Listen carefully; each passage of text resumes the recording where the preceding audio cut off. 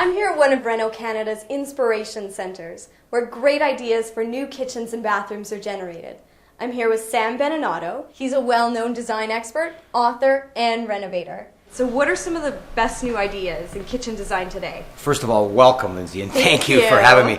I can tell you that the kitchen is no longer ruled by the woman. Now, I know that's a terrible thing to have to say, but the reality is with men getting the culinary expertise that we always aspire to, we're finding that kitchens really is now all aspirational. And, you know, one of the big trends that we're seeing is that kitchens are designed very much like a garage, like toolboxes, like compartments.